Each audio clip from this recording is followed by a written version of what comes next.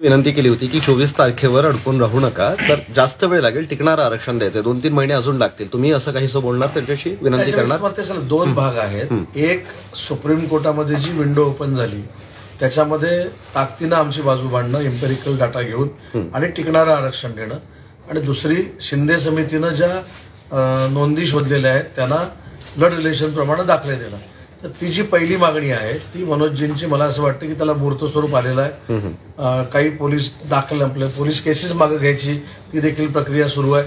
तर मनोजजींनी सांगितलेले मराठा आरक्षणाच्या बाबतीतले मुद्दे हे सरकारनं सकारात्मक घेतलेले आहेत. हाच संदेश घेऊन आम्ही मनोजजींना भेटणार आहोत.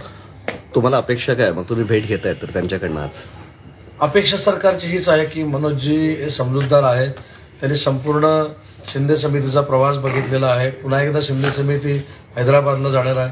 त्याच्यामुळं मी तर याच्या पुढे जाऊन म्हणतो की ज्या निजामकालीन नोंदी मिळालेल्या आहेत. अमृत नोनी आर्थो प्लस, ये एक प्रूवन फॉर्मूला. इसमें मौजूद नोनी फल के गुण और आयुर्वेदिक जड़ी बूटियां शरीर को जरूरी पोषक तत्व देने के साथ साथ हड्डियों और जोड़ों के घिसने, उनमें होने वाले सूजन और दर्द को रोकने में मदद करता है. दर्द मुक्त जीवन के लिए अमृत नोनी आर्थो प्लस. हा विजय मनोजजींचा आणि मराठा समाजाच्या तरुणाईचा आहे.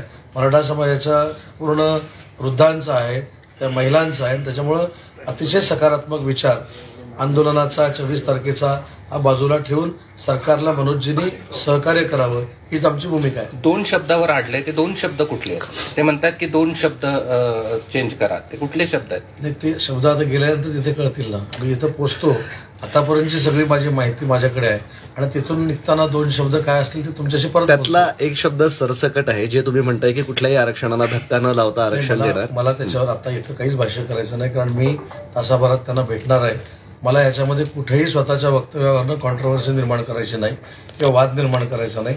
सरकार म्हणून मी असेल, भुमरे साहेब असतील, महाजन साहेब, आम्ही त्यांना भेटणार आहोत आणि आमची भूमिका अतिशय पॉझिटिव्हली त्यांच्याकडे विशद करणार आहोत. सरकारचं शिष्टमंडळ संभाजीनगरात पोहोचलंय.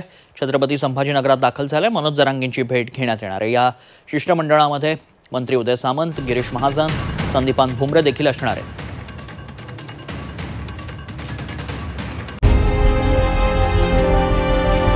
विकासाचा ध्यास म्हणजे